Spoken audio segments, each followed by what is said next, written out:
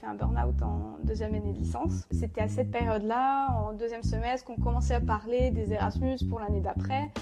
Et je me suis dit, c'est vrai que ce serait pas mal que peut-être je vois autre chose, que je parte un peu, ça me fera du bien. Salut et bienvenue sur Partir, le podcast qui donne la parole à celles et ceux qui ont choisi d'aller vivre à l'étranger. Et quand tu arrives, tu vois la Grèce comme sur les réseaux, Thessalonique, Athènes, les villes, à part, ça c'est les îles, ce qu'on voit sur les réseaux, mais sinon dans le pays c'est pas comme ça. C'est pas aussi joli, c'est pas blanc, les bâtiments sont pauvres, ils sont pas beaux. Aujourd'hui, on embarque pour un voyage entre rêve et réalité avec Marina. D'un Erasmus en Grèce, entre île de carte postale et le vrai visage du pays, jusqu'à l'Australie, là où elle a décidé de tout plaquer pour vivre de sa musique. C'est une histoire de courage, d'authenticité et d'oser tracer sa propre route. Mais avant de découvrir son histoire, je voudrais vous remercier pour tous vos likes, vos messages, vos abonnements. C'est grâce à vous que cette aventure continue. Et si vous voulez suivre les coulisses du podcast, vous pouvez me retrouver sur Instagram, sur Partir Podcast. Bonne écoute! Donc Marina, merci de prendre le temps pour faire l'interview. Donc toi, tu as fait des études de droit et d'anglais, tu as fait une double licence. Et pour ta troisième année, tu as pu partir en Erasmus et tu as choisi d'aller en Grèce. Oui. Donc pour commencer par le commencement, déjà juste pourquoi tu as voulu aller vivre dans un autre pays?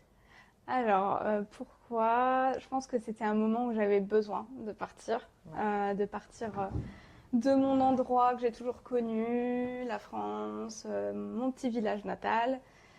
Donc comme tu l'as dit, j'ai fait une double licence droit anglais. Moi, il faut savoir qu'à la sortie du lycée, je ne savais pas du tout ce que je voulais faire. J'étais complètement perdue. Seule chose que je savais, c'est que j'adorais l'anglais. Je suis fan de cette langue depuis toute petite. J'ai commencé à apprendre quand j'étais même pas au collège, en primaire, par moi-même. Et en fait, je me suis dit, il faut que je fasse de l'anglais, mais je veux pas être prof non plus. Enfin, je veux pas faire de la traduction ou voilà, enseigner, c'était pas ce que je voulais faire. Et donc la conseillère d'orientation m'a dit, mais il y a un parcours qui vient d'être créé dans telle université, et c'est un parcours qui mêle le droit et l'anglais. Donc je dis, ok, sympa. Moi, je veux pas faire forcément du droit à proprement parler, mais elle m'a dit, justement, ça va t'ouvrir des portes. Tu auras du droit français, du droit anglais, et puis des cours d'anglais, donc tu pourras t'ouvrir des portes à l'étranger aussi. Et moi, à cette époque-là, je voulais vraiment voyager, parce que quand tu as vécu toujours dans une petite ville, un petit village, tu sais, tu as l'envie de découvrir aussi. Et donc, je me suis dit, bon, allez, on va tester. Et au final, il s'avère que je me suis rendu compte que j'aimais pas tant que ça. J'aimais beaucoup le droit anglais et l'anglais, mais pas du tout le droit en lui-même. Et malheureusement, j'ai fait un burn-out en deuxième année de licence. Okay. Donc, chose que j'ai pas vraiment réalisée sur le moment. Ça, je l'ai vraiment conscientisé qu'en master. Après la licence, après l'Erasmus. Donc voilà, gros déni. J'ai fait un gros burn-out après le Covid. Enfin, voilà, période déjà compliquée pour tout le monde. Et au final, c'était à cette période-là, en deuxième semestre, qu'on commençait à parler des Erasmus pour l'année d'après. Et je me suis dit, c'est vrai que ce serait pas mal que peut-être je vois autre chose, que je parte un peu, ça me fera du bien. Et sur le coup, je me suis dit, c'est vrai que j'ai jamais eu l'occasion de partir loin comme ça, longtemps. Enfin, faire des voyages, moi, ça n'a pas été très présent dans ma vie. J'ai grandi dans une famille pas très, très modeste, on va dire. Donc, j'ai pas eu des vacances d'été comme tout le monde ou des vacances au ski. Enfin, j'ai jamais vécu ça. Je me suis dit, moi, j'ai envie de vivre vraiment un voyage comme je me l'imagine. Donc, j'ai postulé. Enfin, tu fais des demandes en fait, mais on va pas forcément te donner un Erasmus. Ça dépend en fait de tes moyennes. Et à ce moment-là, je me suis dit, écoute, tu tentes. J'étais pas persuadée d'avoir un Erasmus parce que je savais que j'avais moins bien réussi ma deuxième année. Malgré le burn-out, j'ai quand même réussi à avoir 11,5 de moyenne en droit, ce qui est quand même pas mal. C'est pas mal. Voilà. Donc j'avais réussi à avoir ça, mais pour un Erasmus, normalement, tu dois avoir en moyenne au moins 12. Okay. C'était le minimum. Je me suis dit, écoute, j'ai 11,5 en droit, mais en anglais, j'ai 15 de moyenne. Je sais que, voilà, j'y arrive très bien. Donc peut-être que si je demande... Ça peut compenser peut-être. C'est ça. Je me suis dit, si je demande à un professeur de me faire une lettre de recommandation ou voilà, juste de bien dire que j'ai réussi tel et tel cours, que voilà, je suis une très bonne élève et montrer ma motivation en faisant la lettre de motivation, en appuyant bien que c'est important pour moi. Je me suis dit, ça va passer peut-être. Et il y a plein de gens qui m'avaient dit, oh, mais moi j'ai pas 12, je demande même pas parce que j'aurai rien. Et j'ai dit, bon, écoute, si tu tentes pas, voilà. Tu sauras pas. Donc au final, j'ai tenté. Et de base, c'était pas du tout la Grèce, mon premier choix. Okay. Moi, j'avais plus regardé en fonction des cours donc, qui m'intéressaient dans chaque pays et chaque ville. Et les premiers choix que j'avais, c'était Finlande, Suède, des pays totalement opposés à l'Australie, par exemple. C'est clair, où donc, on est actuellement. Très froid. Et au final, juste avant que je reçoive ma réponse, trop drôle, mais je sais pas, il y a un soir, j'ai fait un rêve. Et j'ai rêvé que j'étais en Grèce. Et je me suis réveillée, je fais « Oh, mais j'espère que j'irai en Grèce, en fait. » Je me dis « Mais en fait, pourquoi j'ai mis Finlande? J'espère que j'aurai la Grèce. » Et au final, quand on m'a rappelé pour me dire si j'étais prise ou pas, on m'a dit « Bon, on vous rappelle pour votre demande d'Erasmus, donc on l'a bien reçu. » Il laisse un peu le suspense. Voilà, allez droit au but, s'il vous plaît. Voilà, donc on a bien lu vos documents, les papiers, tout ça. C'est pour vous dire que vous avez été prise. Petit moment de latence pour la Grèce. Donc vous allez aller à Thessalonique. J'étais à quoi? Ah ouais, trop bien. Et je dis, attendez, est-ce que je peux vous rappeler? Et là, il m'a dit, oui, mais par contre, bon, faut être rapide, hein, faut nous dire si c'est bon. Et moi, j'étais là, non, mais juste, je veux prévenir tout le monde. Ouais. Je veux dire à tout le monde que j'étais prise. Donc, en plus, j'étais chez mon copain à ce moment-là. Donc, j'ai dit, j'étais prise pour l'Erasmus en Grèce. Il m'a dit, c'est trop bien, je suis trop content pour toi. Je dis, par contre, faut que je le rappelle pour lui confirmer que je pars. Donc, je l'ai rappelé. Il m'a dit, bon, super, c'est bon pour nous. Il y a juste à vous faire votre inscription dans la fac. Et puis voilà. Et en fait, je suis partie en septembre, donc pour la 3e année. J'ai dû faire mon inscription et tout. Et j'y croyais pas du tout au début. C'est fou, parce que tu avais quand même mis la Grèce dans ta liste de vœux ou mais pas en numéro 1, numéro 2 C'est ça, j'avais 4 choix. Alors, normalement, c'est 5. On te conseille d'en mettre 5, comme ça, tu es sûr d'en avoir un. Et j'en avais mis 4, parce qu'en 5e, je voyais pas du tout lequel mettre. J'avais mis Finlande, Suède, et je sais plus, je crois que c'était la République tchèque, peut-être. Et après, j'avais mis la Grèce. Et je me suis dit, bon, on teste. J'espère qu'en mettant que 4 choix, ça va passer. Et on m'avait dit, j'avais contacté d'autres personnes qui avaient fait des Erasmus, on m'avait dit, en général, c'est surtout ton dernier choix qui va être accepté. Parce que pour eux, ils vont se dire que le premier, c'est dans tes favoris. Et que si tu n'as pas une très bonne moyenne, ils ne vont pas te donner ton premier choix, entre guillemets. Ils vont te donner celui qui est un peu plus bas dans la liste. Alors que si tu as vraiment une très bonne moyenne, on va pas faire de concessions, on va te donner le premier. Et j'avais pas réfléchi comme ça et au final, je suis très contente d'être partie en Grèce. Finalement. Au final, tu vois, le rêve est devenu réalité. C'est ça. Attends, mais c'est trop ouf quand tu t'en rêves, tu te réveilles et puis au final, prise pour la Grèce, quoi. C'est ça. C'est encore une fois, les planètes s'alignent, tu vois, comme on disait tout à l'heure. Totalement. Ça se fait. Et du coup, tu disais, voilà, t'as eu besoin de préparer un petit peu, faire les papiers, les inscriptions, tout ça. Ça s'est passé comment cette période pour toi? C'était pas trop compliqué, la paperasse, tout ça? Alors, un peu plus compliqué que pour là, parce que c'était la première fois. Ouais. Donc, quand tu dois faire des papiers comme ça pour l'étranger, quand tu es jeune, j'avais quel âge? 19 ou 20 ans? 20 ans, c'était il y a 3 ans. Donc, 20 ans. J'étais encore un peu plus immature que maintenant et un peu plus paniquée, stressée par la vie. Enfin, le moindre petit changement ou la petite chose qui se passait, du coup, je vivais très mal. Donc, c'était un peu plus inconfortable. Ouais. J'ai dû faire mon inscription moi-même. J'ai dû envoyer les papiers, etc. Et ils te demandent une certification en langue. Donc, tu dois avoir, en fonction des pays, ça dépend, un niveau de la langue, soit anglais, soit de la langue du pays, B1, B2. Là, l'anglais suffisait, j'avais pas besoin de savoir parler le grec, donc il me fallait une certification du type TOEFL ou TOEIC. Et tu disais du coup que les petits changements, etc., ça peut te faire un peu peur avant le départ. Comment du coup tu te sens avant de partir? Parce que là, tu passes de ta petite ville à Nancy, à le confinement, à je vais habiter dans un autre pays. Oui. Donc c'est pas rien comme changement. Comment tu le vis un petit peu? J'avoue que je réalisais pas du tout. Ok. J'étais un peu dans le déni. Je réalisais que j'allais partir, mais en même temps, ça me paraissait un peu loin, tu Mm. vois. C'est Et un peu c'est dur de se rendre compte, je trouve, tant que tu irréaliste. y es pas, quoi, parce que Ouais, t'arrives pas à le concevoir, tu sais. t'arrives pas à te projeter, en fait. Mm. C'est un peu compliqué. Et je me rappelle que j'ai fait ma valise une semaine avant. J'avais vu mon copain pour me dire au revoir. Mais lui, il était très triste, je l'ai vu. Et moi, c'est comme si je partais, mais que j'allais le revoir dans une semaine et je réalisais pas. Et il me dit, mais enfin, t'as l'air de bien le vivre, de pas être trop stressé. Mais en même temps, au fond de moi, oui, il y avait quand même Ouais. ce truc Un de, petit bon, stress. déjà l'épreuve d'anglais, et puis même de me dire, oula, je vais être loin. Prendre l'avion, j'avais pas trop peur, parce que je l'avais déjà pris une fois. Ouais. Et c'était il y a longtemps, et j'avais eu un bon souvenir. Donc je me suis dit, bon, écoute, Ça ça va bien se devrait passer. pas être horrible. Ça devrait aller, 3 heures d'avion, ça va. Bon, après l'avion, tout s'est bien passé, 3 heures, Nickel. nickel. J'arrive le soir, et moi j'avais pris une coloc. Donc j'avais contacté une fille sur Facebook parce que je trouvais pas d'appart. C'était soit des grosses colocs, soit c'était des petits apparts tout seuls mais très chers. Mhm. Je dis bah je vais essayer de trouver une autre personne qui est aussi en Erasmus pour pouvoir se trouver une coloc.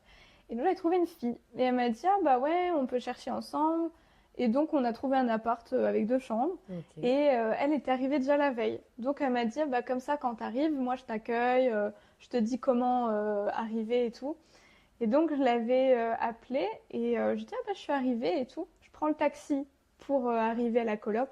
Le taxi ne comprend pas où je veux aller. Vraiment, je pense qu'il parlait pas très bien anglais. Et avec son accent, je comprenais Ouais. pas trop. L'accent grec, c'est particulier en vrai.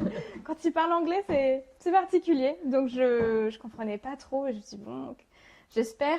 Je lui ai montré sur Maps, tu vois, je lui ai montré l'adresse, je lui ai montré où je voulais aller. Et je me suis dit, là, il peut pas se tromper. Et à un moment donné, je prends Maps et je vois qu'il s'éloigne. Et là, il s'arrête et il me dit, bon, ben voilà. Et je dis, mais monsieur, c'est pas ici que je vous ai dit. Il m'a dit, ah bah maintenant c'est trop tard, hein, vous me devez tant. Ah là là, purée. Lui, il avait fait son chemin. Ouais, ouais. Et puis C'était, basta. c'était tout, quoi. Et je dis, mais comment je fais maintenant? Et il me dit, bah je suis désolée, moi j'ai fait mon boulot, quoi, entre guillemets. Vous m'avez dit tel endroit. Je dis, mais non, pas du tout, on s'est pas compris. Et là, je dis, bon, tant pis, allez, je vous donne vos sous. Ouais. Je sors de la voiture et j'appelle la propriétaire parce qu'elle était là aussi pour m'accueillir. Ok. Je lui dis, je suis désolée, mais là, je suis perdue. Je sais pas du tout. Je crois que j'ai 20 minutes de marche pour arriver à l'appartement Avec les valises et avec les tout. valises. Je dis, j'en peux plus. En plus, il faisait chaud, vraiment très chaud quand je suis arrivée. Il faisait 30 degrés, je crois. J'étais en sueur. Moi, j'avais une veste avec un petit truc automnal, tu sais, parce qu'il faisait un Ouais. peu frais quand je suis partie de Paris. Donc, j'étais mais en transe, énervée du RER, énervée du taxi. Et là, elle arrive, heureusement. Je l'ai attendue. Elle m'a dit, j'arrive, t'inquiète Trop pas, je me sympa. dépêche. Et donc, elle m'a guidée jusqu'à l'appartement. Et là, j'étais là, je suis désolée, j'en peux plus. Donc, la coloc avait acheté une petite bouteille de vin. Donc, on s'est fait un Ah. petit verre de vin. Nickel. Quand je suis arrivée, je dis là, il faut que je me détende Ouais. et que je dorme. Mais le départ chaotique. Ah ouais, vraiment, t'es jusqu'au bout, jusqu'à l'arrivée. Mais oui, c'est ça. Il y a toutes les épreuves qui testent ta patience, quoi. C'est ça, le départ chaotique, quoi. Ouais, tu m'étonnes. Heureusement, c'est pas resté comme ça. Bon, ça va. Et du coup, un petit verre de vin avec la coloc, une bonne nuit de sommeil et après, ça repart. C'est ça, c'est Et ça. la ville, elle se situe où dans la Grèce? T'as dit, ça s'appelle comment? Alors, Thessalonique, Ouais. donc tu as Athènes qui est dans le sud de la Grèce et Thessalonique, c'est dans le nord. Ok. C'est aussi comment dire, c'est balnéaire, donc tu as le port, tu as l'eau, la mer et tout. Et c'est plus petit que Athènes, donc c'est plus une ville étudiante. Ok. Il y a beaucoup, beaucoup d'étudiants en fait qui vont là-bas, que ce soit Erasmus, mais aussi en général beaucoup d'étrangers qui viennent étudier. Athènes, c'est plus une ville culturelle, touristique. Il y a aussi des étudiants, mais je trouve que c'est plus une ville où les gens vont visiter. C'est moins une ville qui se prête aux études. J'ai vu les deux et je me suis dit non, Thessalonique, c'est très bien. C'est très bien, ça correspond Donc, bien. ouais, c'est une petite ville, donc ça fait vraiment petite ville, un peu qui me faisait penser à Nancy dans le sens de la taille. C'était un peu plus grand, mais c'était pas aussi grand qu'ici, évidemment. C'était sympa. Moi, ma coloc était pas loin de la mer, donc j'étais à 10 minutes à pied. Trop bien. Ouais, Ah, le luxe, c'est ça. c'est clair. Et du coup, bon, tu as pu te reposer un petit peu. Tu fais quoi tes premiers jours? Tu repères un petit peu? Comment ça se passe? Alors les premiers jours, moi de base je devais commencer les cours 2 semaines après mon départ. Et au final, je ne sais plus du tout pourquoi, ils ont décalé encore la rentrée à octobre. Donc au final, j'avais un mois libre, Ouais, à moi. nickel. Et donc avec ma coloc, on s'est dit, bah, les premiers temps, il faisait très beau, très chaud. Donc on est allé à la plage. Donc on devait prendre un petit ferry pour Trop aller à la bien. plage. Donc on s'est fait des petites sorties plage. J'ai un peu visité la ville. Je me faisais un peu ouais, plaisir les premiers temps. Et il y avait pas mal de sorties qui étaient organisées par l'association Erasmus. Ouais, Donc ça, c'était vraiment sympa parce que donc les week-ends, je pouvais visiter d'autres villes. Il y avait souvent des petites soirées ou des repas pour rencontrer d'autres Erasmus. Donc c'était vraiment sympa. Donc j'ai rencontré pas mal de gens. Je suis allée à Corfou juste avant la rentrée. Donc vraiment très sympa, une petite île, un peu, tu sais, comme tu vois ouais. à la télé ou sur les réseaux. Ah, Très purée. sympa. Avec les petites maisons blanches, le soleil derrière, tout ça. Ouais, c'est ça. Ouais, Ah, donc vraiment sympa. Et je crois que c'était une semaine. Ouais. Et puis après, voilà, j'ai rencontré plein de gens et je me suis fait des amis que je vois encore aujourd'hui. trop Donc, bien. ouais, Trop donc bien. vraiment sympa. Et du coup, donc, tu as eu un mois pour visiter, te faire quelques potes derrière tout ça. Vient le moment de commencer les cours. Comment ça se passe les cours en Grèce? Alors, les cours. Alors, déjà en Erasmus en général, tu as beaucoup moins d'heures qu'en France. Parce que, ben, ça dépend des pays. Je crois qu'en France, nous, on n'est pas très gentils avec les Erasmus. Les Ouais, pauvres, ils ont pas mal de cours. Mais en général, c'est connu pour être quand même un peu plus tranquille. Donc, moi, j'avais que 18 heures de cours par semaine. Ce qui était rien par rapport à ce que j'avais avant. Vraiment rien du tout. Par rapport aux 2 licences, je me suis dit, waouh, mais je suis en vacances. Incroyable. Et j'avais 6 cours. Donc en fait, tu as le droit de choisir des cours dans tout ce qui est proposé. Mais il faut juste que ça atteigne un certain nombre de crédits en fait pour valider tes compétences. Puis après, tu mets ça sur un papier pour l'envoyer à ta fac. Eux, ils valident si c'est bon en fonction aussi, ben, si ça peut être validé en fonction des cours aussi qu'il y a en France. ouais, pour que ça coïncide avec ta licence en Ouais, France. c'est ça, pour qu'il y ait quand même, enfin, c'est pas équivalent, parce que c'est pas les mêmes cours, mais que ça puisse correspondre et qu'on puisse quand même traduire des notes, parce que sinon ça sert pas à grand chose. Donc on te valide ça, on te renvoie le papier signé, et tu le donnes à la fac en Grèce, et donc eux ils t'inscrivent au cours. Et donc j'avais que des cours en anglais, donc tous les cours sont en anglais. On était tous les Erasmus mélangés ensemble. On était certains cours avec d'autres grecs, mais c'était très rare. En général, les cours étaient que pour les Erasmus.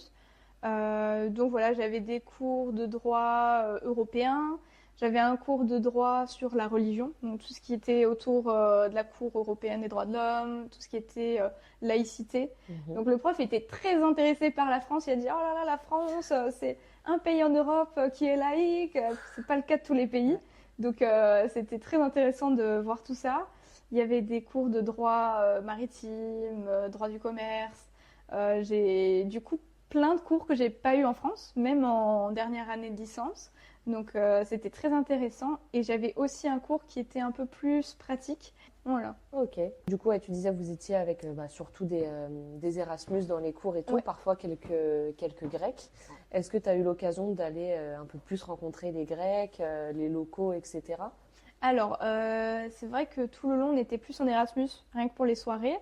J'ai rencontré quelques Grecs en dehors, mais très peu. Je crois que j'en ai rencontré 3-4 peut-être sur tout le semestre, qui, comme par hasard, venaient aux soirées Erasmus. C'était souvent des étudiants en fait qui aimaient bien s'incruster dans les soirées. Parce que comme il y avait beaucoup de choses et d'événements, bah, Ouais, c'était ils plus venaient et facile. tout, ouais. Ouais. Ouais, carrément. Donc j'en ai rencontré quelques-uns. Ouais, quelques-uns. Et la vie Erasmus, du coup, beaucoup de fêtes, etc. Tu disais, beaucoup Alors, d'événements. je pense que j'ai vécu mon adolescence en 6 mois à 100%. Ouais, J'ai vraiment fait les 400 coups. C'est bon. Maintenant, je l'ai fait. Maintenant, ouais. je suis, Là, c'est voilà, bon, je t'as suis passé. adulte. Non, c'est vrai que, en fait, j'ai vécu vraiment bah, des choses que j'avais jamais vécues. Donc, vraiment, les soirées, bon, c'est pas conseillé. Je recommande à personne. Faut pas, voilà, mais voilà. L'alcool est dangereux pour la santé, C'est n'en ça. abusez pas. C'est ça. Ouais. C'était insouciant. C'était, voilà. J'ai jamais pris de risques démesurés. J'ai jamais fait de conneries. Mais c'est vrai que j'ai beaucoup profité. Ouais. Voilà, beaucoup profité. C'était peut-être plus léger, plus, comme tu Ouais, dis, insouciant, tu te poses moins de c'est ça. questions, t'avances et tout. Ouais, Trop bien. Puis ouais, surtout en plus, tu disais que tu avais fait un début de burn-out, enfin, ou que tu avais fait un burn-out ouais, juste avant de partir. ouais. Ça t'a aidé, le fait d'être là-bas, cette insouciance, cette légèreté, un peu se lâcher prise et tout, ça t'a aidé du coup à aller mieux Ouais, derrière? ouais, en vrai, je me suis rendu compte que ça m'a beaucoup aidé à déjà me détendre, parce que j'ai déjà moins de cours et j'ai eu le Ouais, temps rien que ça. de faire d'autres choses, de voir du pays, de Mm. rencontrer des gens, de sortir. Et même en dehors des soirées et tout ça, le fait juste d'avoir du temps pour voyager ou faire d'autres choses, bah, ça m'a fait du bien. Je me Ouais. suis vraiment sentie beaucoup mieux.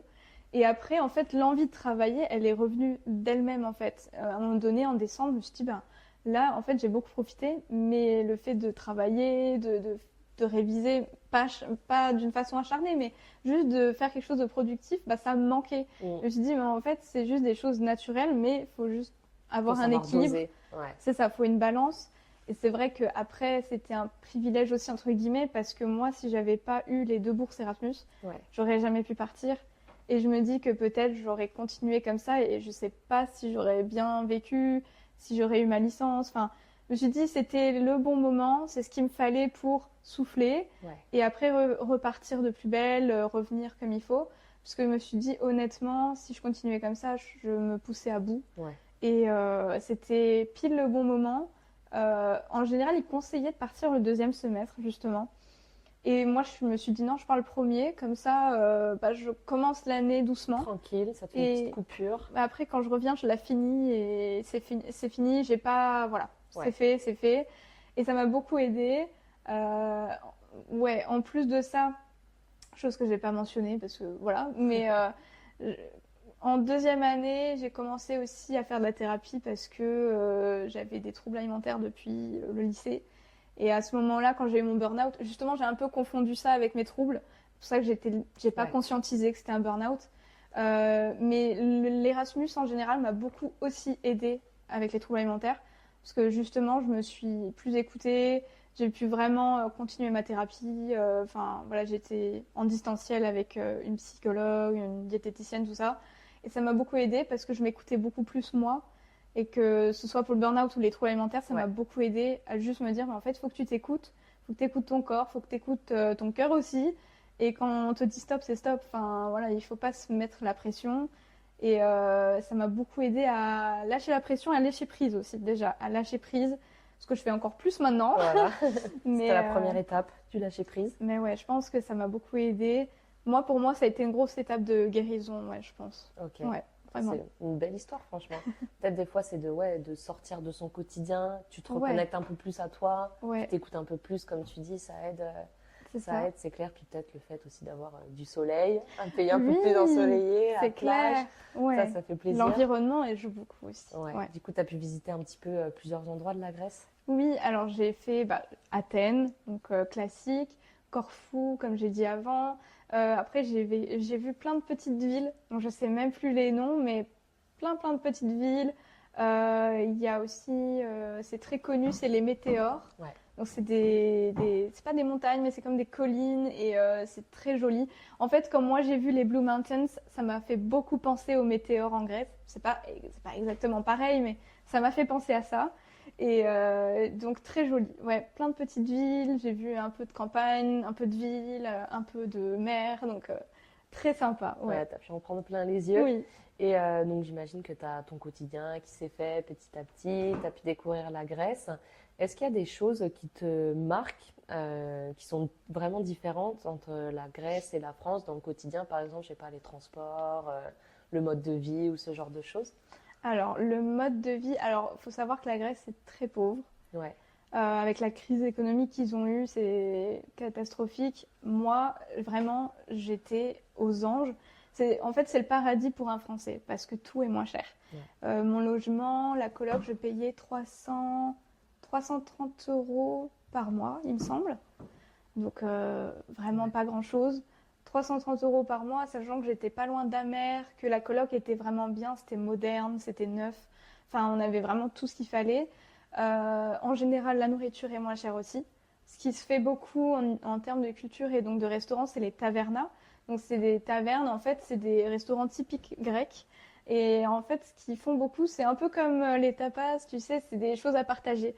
Donc tu as du tzatziki, du houmous, des courgettes farcies ou des aubergines, des courgettes panées, un peu de sauce par-ci par-là, de la salade grecque, et tout le monde partage en fait.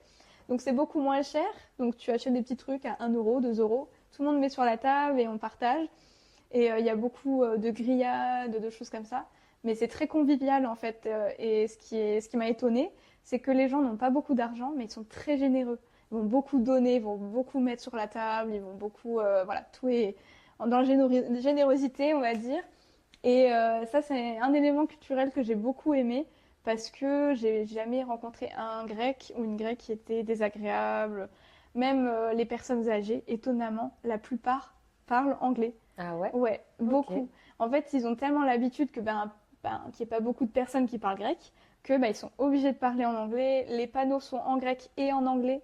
Donc, t'as tout qui est assez facile, en fait. Ouais. Tout est facile, même si tu as peur de ne pas savoir la langue où tu vas, tu sais qu'il y aura l'anglais. Et la plupart, même, il y a une fois, j'avais rencontré dans une pizzeria, donc le pizzaiolo était grec, mais lui, il parlait pas anglais du tout. Et je dis, bon, comment on fait? Et heureusement, il était au téléphone avec sa femme, donc elle a fait la traduction. Ok. Et malgré ça, il est resté très agréable et très gentil. Il était même gêné, mais il gardait le sourire. Il m'a dit, ah, entre guillemets, c'est drôle qu'on se comprenne pas, mais on a réussi à se comprendre par le biais de sa femme. Et quand je suis retournée pour acheter une pizza, il m'a dit, ah, mais je me rappelle de toi. Et il m'a offert des beignets. Et il m'a dit, mais je me rappelle. Trop gentil.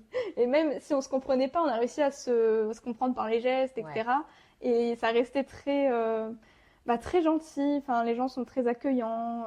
Ouais, Ouais. Tu te sens bien accueilli, Ouais. etc. C'est chaleureux. C'est ça. Trop bien. Ouais. Et tu disais, ça, c'était une des parties qui te plaisait le plus. Est-ce qu'il y a des choses qui t'ont déplu pendant ton séjour là-bas?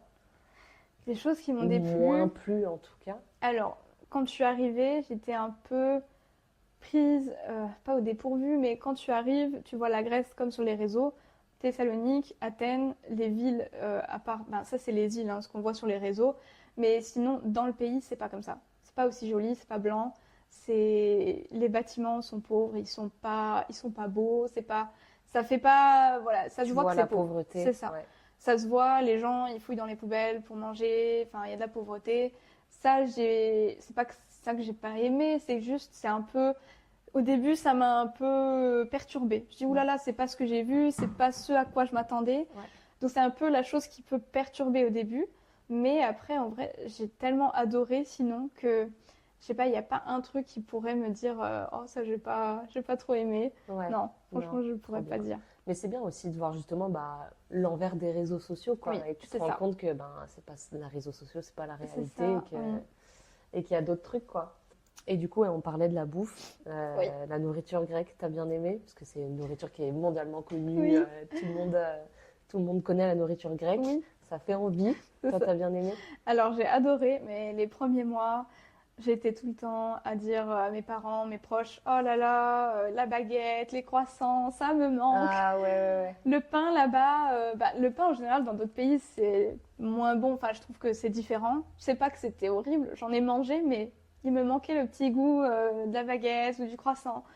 Pour te dire, il y a même une nuit, j'ai rêvé qu'on m'offrait des sacs remplis de croissants et de pain au chocolat, tellement ça me manquait. ouais. Ah, purée, vraiment les J'étais en croissants manque, addicts, quoi. c'est ça. Alors que quand je suis rentrée, parce que je suis rentrée à Noël en fait, pour les fêtes, et je suis repartie pour finir mon semestre là-bas, et je suis rentrée fin janvier. Et en fait, ce mois-là, j'ai plus appris à apprécier la cuisine là-bas, donc je faisais plus local. Et c'est en revenant en janvier, février en France que je disais à mes parents, oh là là, ça manque, là j'irais bien dans une taverna me Ah faire ouais, une salade ouais, grecque ou une moussaka. Ils me carrément. disaient, c'est dingue, en septembre, là, c'était les C'est croissants les qui te croissants et manquaient. tout. C'est Grave. ça. Ouais, faut un petit temps pour Oui, s'adapter c'est ça. au local. Ça t'a mis combien de temps, toi, à peu près, pour t'adapter à cette nouvelle vie et te sentir bien dans ta vie quotidienne? Alors je dirais que ça m'a pris un bon mois et demi. Ouais. Ouais. un bon mois et demi, jusqu'à ce que les cours commencent et que je rencontre vraiment des personnes et que ça devienne vraiment des personnes proches, amies ou juste des personnes à qui je parle fréquemment. Donc un mois et demi, ouais. Sinon, tu sais, tu te sens seule. Ouais. Moi, c'est vrai que c'était la première fois que je partais aussi loin. À Nancy, je rentrais tous les week-ends chez mes parents. Enfin, j'étais jamais vraiment seule. Et là, le premier mois, j'étais tous les soirs au téléphone avec mon copain, avec mes parents. Et quand on me proposait des sorties, je refusais parce que je disais non, mais là, je dois appeler un tel. J'étais tellement dans le manque affectif et tout. J'avais vraiment le mal du pays, chose que je ne vis pas trop ici, en fait. Étonnamment, je ne l'ai pas ressenti, pas autant. Mais en Grèce, j'avais vraiment le mal du pays. Pendant un mois, j'étais pas bien. J'étais là, oh, ça me manque, enfin, telle personne me manque. Ouais, un mois et demi, je pense. Ok. Et après, petit à petit, tu as commencé à apprécier là où tu étais, ce que tu avais, t'ouvrir à cette nouvelle aventure. C'est ça. Ok. Et du coup, tu disais donc, que tu avais un copain. Comment tu vis le fait. Lui, il est resté en France. Oui. Ouais. Et comment tu vis cette relation à distance? Eh ben, ça va. Ça va parce que ça fait 6 ans et demi qu'on est ensemble. Ouais. On s'est rencontrés au lycée. Donc, on a vécu un confinement loin l'un de l'autre. Pareil pour la Grèce. Moi, je suis rentrée à Noël, mais donc pendant 4 mois, on ne s'est pas vus. Puis après un mois. Mais nous, depuis la fac, en fait, on est à distance. Donc, moi, j'étais à Nancy, lui est parti à Strasbourg. Et après, lui, il est parti à Paris. Et moi, je suis partie à Lyon pour le master. Donc, on a toujours été à distance. Et je pense que l'Erasmus, ça nous a préparés, je pense, honnêtement. Ça nous a préparés. Et donc là, depuis que je suis là, moi... Parce que là, vous êtes toujours ensemble. Ouais. Et lui, il est en France. Lui, il est en Italie. Il est en Italie et toi, t'es en Australie. Oui, c'est ça. Fait un stage d'1 an pour valider le master. Ouais. Et donc, c'était obligatoire de le faire à l'étranger. Donc, il est en Italie pour 1 an. Et justement, je lui avais dit, écoute, toi, de toute façon, tu es obligé de partir à l'étranger. Moi, ça a toujours été mon rêve de partir en Australie. J'ai autant le faire maintenant parce qu'on ne va pas s'attendre encore je ne sais combien de temps. Carrément. Je dis, ça fait déjà longtemps qu'on est à distance. Autant, c'est le bon moment, là, c'est la dernière année, on fait à fond, on fait les choses à fond. Et donc ouais, moi, je suis partie mi-novembre. Et lui, ça fait depuis septembre qu'il est en Italie. Mais il est rentré avant que je sois partie pour me dire au revoir. Trop bien, trop chaud. Et du coup, pour rebondir un petit peu sur l'Australie, là, tu as commencé une nouvelle aventure bien déterminée avec un rêve bien en tête. Donc, tu es venue ici parce que tu fais de la musique et tu as envie de développer ça, tu as envie de jouer de la musique ici.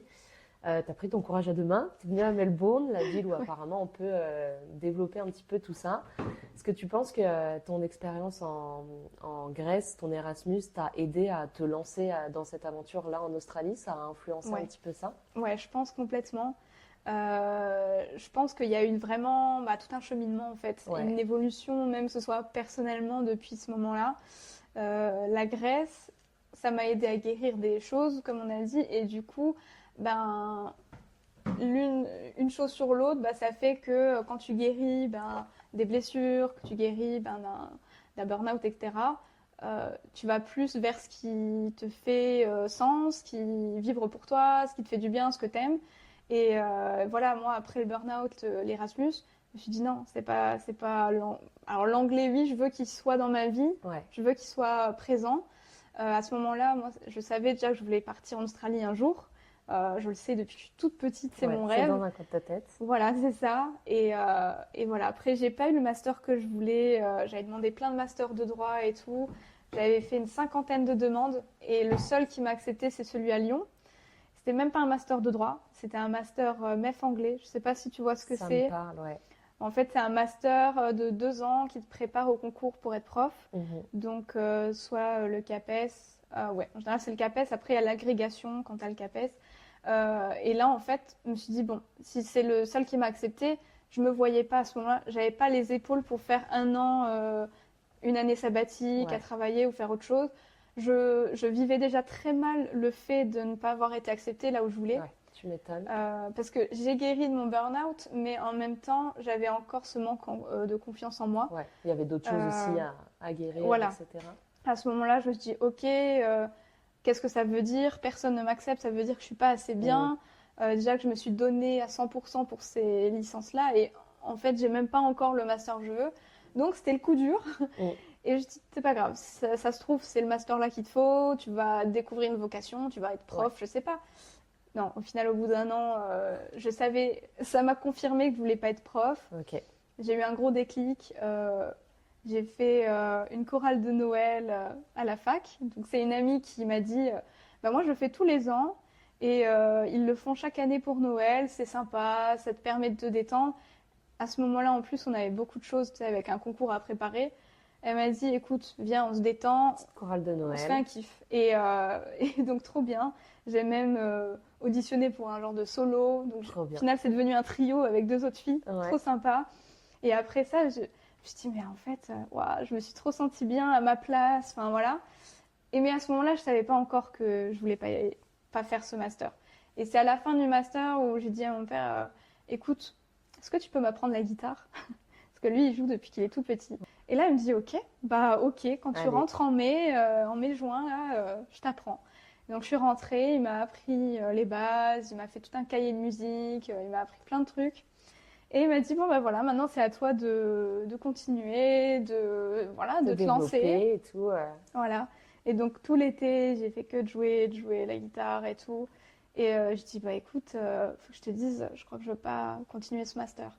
Donc finalement, j'ai pris la décision en septembre d'arrêter ce master après avoir rencontré une Australienne au Lidl. Ok. Voilà. Ah ouais? C'est trop fou. Alors, ouais, anecdote de fou pour faire court. À ce moment-là, j'hésitais beaucoup, mais je disais déjà à mon copain, l'année prochaine, je veux partir en Australie. Ouais. Toi, tu pars à l'étranger, moi, je veux partir.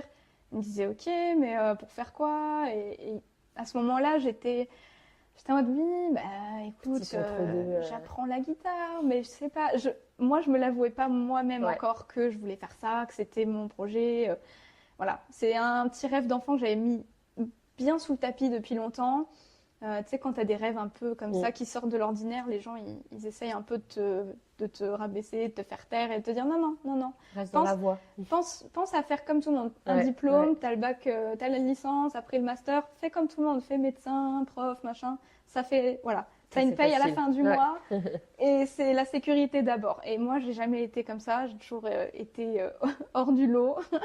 Donc, mon père m'a dit, écoute, lui, il est pareil. On est nés le même jour, donc on a la même Ah ouais. personnalité. Et il m'a dit, écoute, moi, ça a toujours été mon rêve. J'ai pas pu le réaliser dans ma vie parce que ben, la vie a fait que. Mais si toi, c'est ton rêve, faut que tu le fasses. Et il n'y a pas à se mettre de Go for barrière. it. Ouais. Et donc, j'ai commencé à me l'avouer, à dire, bon, je crois que c'est ce que je veux faire. Donc, allons-y. Et j'ai pris la décision en octobre, j'ai arrêté le master parce que je suis allée au Lidl et dans un rayon, je cherchais un truc. Et là, j'ai une fille qui vient me parler qui me dit, ah, excuse-moi, où tu as trouvé ton caddie? Et je lui dis, bah, je sais pas, je l'ai pris à l'entrée, mais je crois qu'il n'y en a plus. Donc, moi, toute gênée, je dis, ah, mais là, il y a un carton vide, si tu veux, tu n'as pas grand-chose, tu peux mettre dans le carton.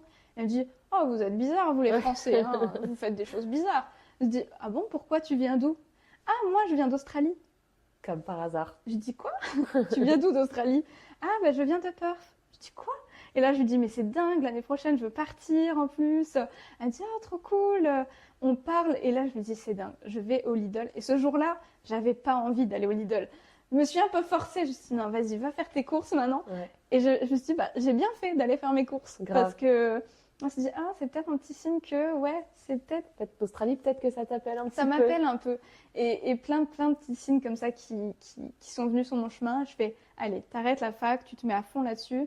Donc, je me suis donnée à 100% pour le projet. Trop bien. Donc, aujourd'hui, je suis là. Donc, Ouais. Bah, franchement, bravo, parce que c'est courageux d'aller au bout de ses rêves, Ouais. de se décider. Pile, c'était cette semaine, là, justement, j'étais à Melbourne et j'avais vu un mec qui faisait un podcast dans la rue. Ouais.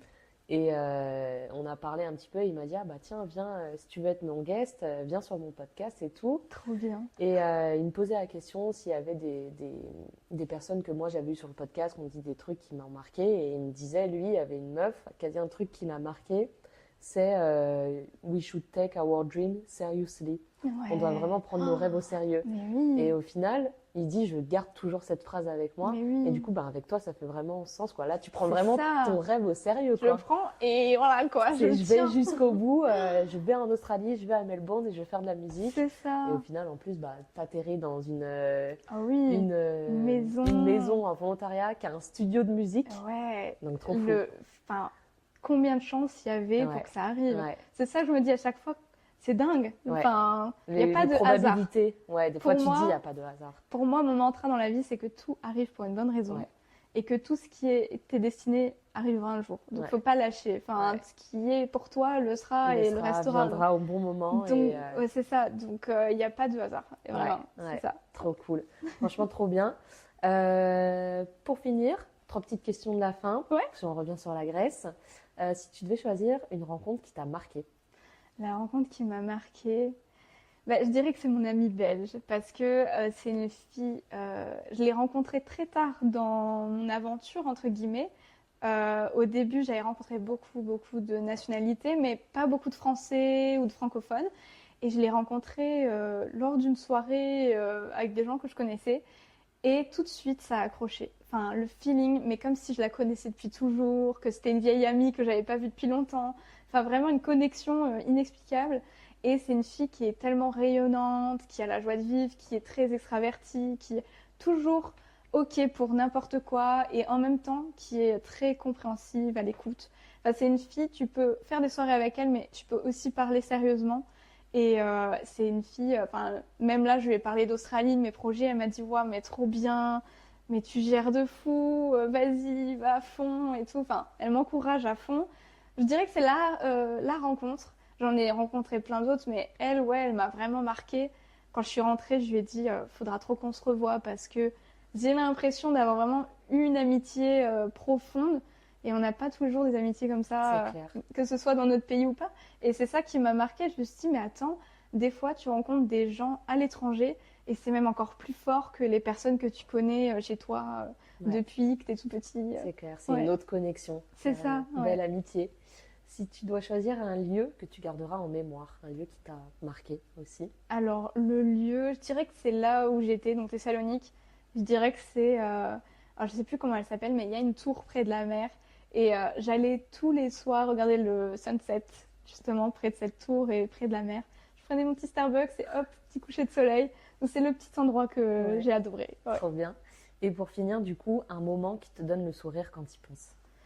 Un moment qui me fait sourire. Alors, je dirais que c'est un jour où j'étais justement pour le coucher de soleil. Et cette fois-ci, c'est un ami qui m'a accompagnée.